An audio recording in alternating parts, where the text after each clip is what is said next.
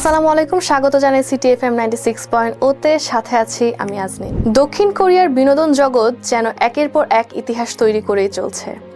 Squid গেমের বিশ্বজয় এখনো মানুষের মনে তাজা, আর এবার সেই তালিকায় যুক্ত হয়েছে নতুন একটি নাম, টিচ ইউ আ লেসন। মাত্র 1.5 মাস আগে মুক্তি পাওয়া এই সিরিজটি ইতিমধ্যেই নেটফ্লিক্সের সবচেয়ে বেশি দেখা সিরিজগুলোর তালিকায় জায়গা করে নিয়েছে। অনেকেই বলছেন স্কুইড গেমের পর এটি হতে পারে নেটফ্লিক্সের পরবর্তী বড় কোরিয়ান হিট। নেটফ্লিক্সে প্রকাশিত দর্শক সংখ্যার প্রতিবেদন অনুযায়ী চলতি বছরের জানুয়ারি থেকে জুন পর্যন্ত টিচ ইউ আ লেসন দেখা হয়েছে প্রায় 4,82,00,000 বার।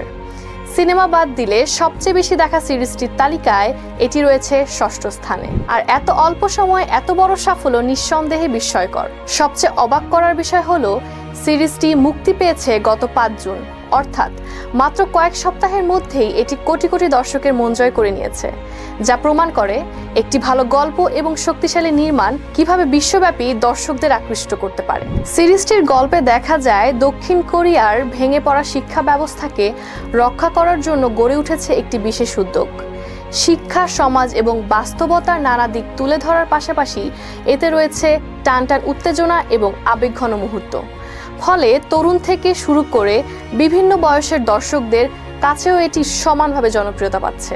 দক্ষিণ কোরিয়ার কন্টেন্ট যে শুধু বিনোদন নয়, বরং সমাজের নানা বাস্তব চিত্র তুলে ধরতে পারে, তার একটি উদাহরণ হয়ে উঠেছে টিচ ইউ আ লেসন। আপনি কি সিরিজটি দেখেছেন? আপনার মূল্যবান মতামতটি কমেন্টে অবশ্যই জানাবেন। ধন্যবাদ।